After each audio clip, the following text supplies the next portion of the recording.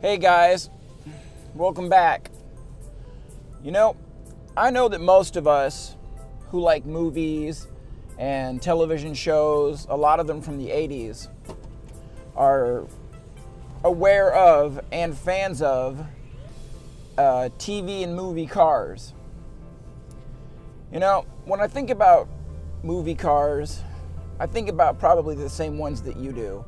I think about Ecto-1 from the Ghostbusters.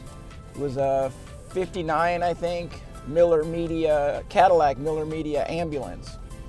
Not a lot of those left. In fact, I think the last one I heard that was restored was in Sweden. Well, I actually watched Ghostbusters when I was a kid and liked the car, but it wasn't by far one of my favorite TV cars. In the 80s, we also had Back to the Future, which used a DMC DeLorean. As a car guy, I'm starting to figure out that it's hard for me to watch movies with cars in them because I know the history of the cars in real life, and I have to try to, keep my sense of disbelief. Another one of the cars, or I should say a van that I grew up with, was the van on the A-Team. It was a GMC Vandura van with just the two windows in the front, and then it was windowless in the back. Black on top with gray, and then a red stripe spoiler. Had an air dam on the bottom. We all know the A-Team van. If you're watching my channel, you know the A-Team van. One of the other cars that I remember from my childhood, and I'm sure most people my age do, is Walt Disney's Herbie the Love Bug. You can be the toughest person in the world, and you can still watch one of the Herbie movies and find it fun. Herbie Goes Bananas or Herbie Goes to Monte Carlo. Those were really good movies for kids, and they were also really good movies for adults. Because even if you're a big tough guy, you root for that little Volkswagen Beetle. Some of us remember the TV show Knight Rider. Well, in reality, the reason why they picked the 82 Pontiac Trans Am was because it was brand new, and for the time it looked futuristic, and GM was able to supply them with a number of cars. Of course, on the outside, aside from the scanner light on the front bumper, you really didn't see it as anything different than a black Trans Am. Well, it was a special car with Recaro seats from the factory, and of course, the dashboard and the gull-wing steering wheel. A lot of people have made copies of that car, and for that matter, a lot of people have made copies of the DeLorean time machine. There's a lot of fans who work on cars who are willing to take the time and spend the money to make those cars a reality for them. I personally would have to say that I don't love any TV or movie car enough to have to sink that much money into it to make one, or I don't have the patience to take the kind of time it would take to do it. Let's see. The Batmobile from 1966, which was a concept car that George Barris got a hold of, and originally he painted the whole thing black because that's what the studio wanted.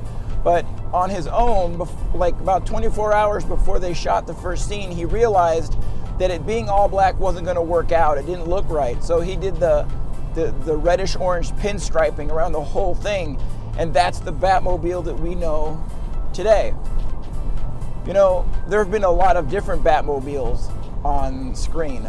I'd have to say my favorite Batmobile on screen will always be the Batmobile that Michael Keaton drove in 1989 in the 89 Batman movie. I think that's a killer looking car.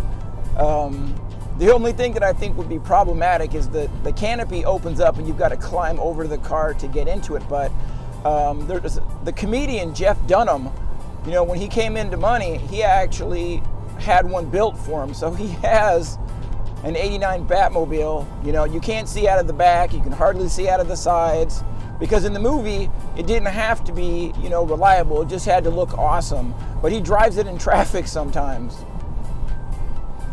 My fiance and her mom and dad used to like to watch the TV show Starsky and Hutch. In Starsky and Hutch, they used a 75 Gran Torino Elite, and it was painted red with the white stripe. They called it the Grand Tomato. The two stars of the movie, of the TV show, actually didn't like that car at all. And because it was the 70s, it had a 460 big block in it, but because of smog and pollution devices that they were trying to get right, that 460 only made about 180 horsepower, which on the street really didn't lend itself to any kind of camera shots. So in order to make it do a burnout, they had to put like a 511 rear gear in the axle, which is unbelievable. That's like a drag car rear gear. And it ended up allowing the car to do burnouts, but there had to be a plaque on the dashboard of the car for everybody in the filming to remember that the car shouldn't go over 55 miles an hour. The gear was so steep that the car couldn't go over 55 miles an hour. You know, a lot of movies and TV shows in the late 70s, early 80s were filmed, supposed to be like down south. They were filmed on gravel because it's easy to do a burnout on gravel. It's easy to spin the car around on gravel. So even if you didn't have a lot of horsepower, you were still able to spin the tires. You know, of course, everyone knows the movie Smokey and the Bandit. Burt Reynolds, Sally Fields, Jerry Reed, my bad, that was rude, Jerry. Well, the Pontiac Trans Am at that time was a 6.6 liter engine, the biggest motor that Pontiac ever put in a vehicle, and it made less than 200 horsepower. In fact, my fiance's Ford Fusion makes the same power that the Bandit Trans Am made. So all of it was filmed on gravel. So all of the great spin outs and burnouts and everything you see, if you look at it, are on gravel. Speaking of like shots like that, even the Ferrari 308 in 1980 didn't make enough horsepower to do any kind of a burnout or screech the tires.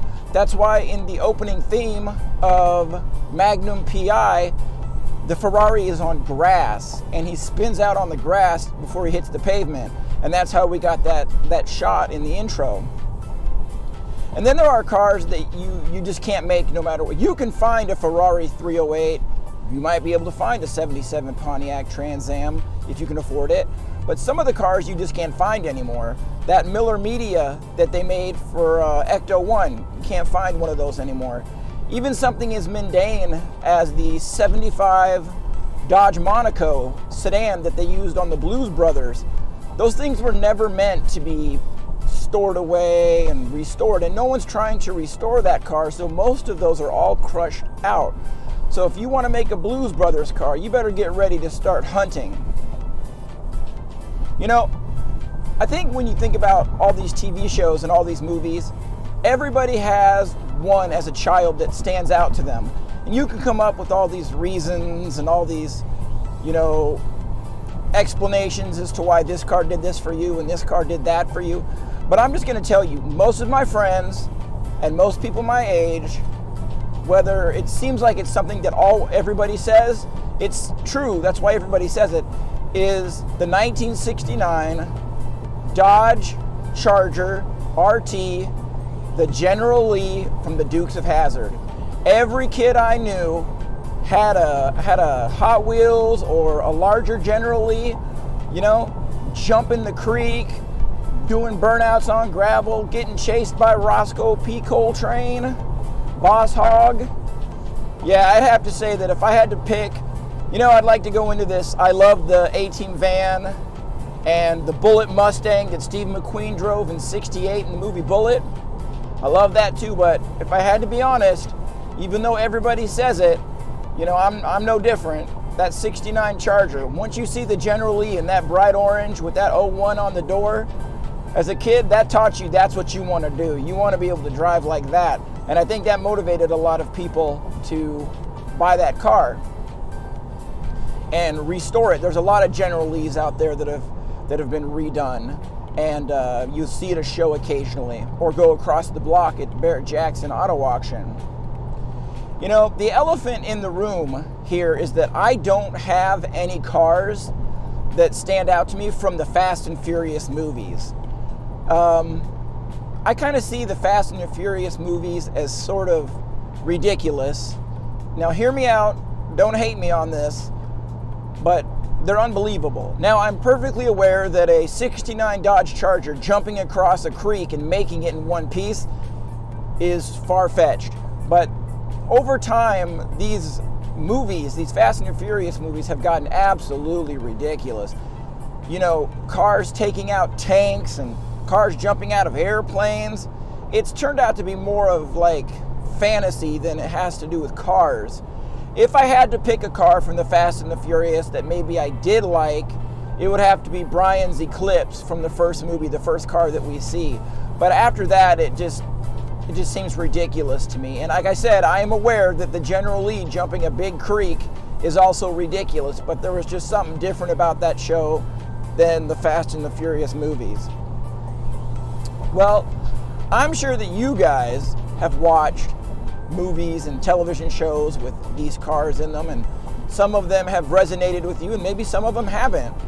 But if you have a car that resonated with you and you remember it fondly, leave it the comment down below and let us all see what you like. All right, guys, thanks for watching.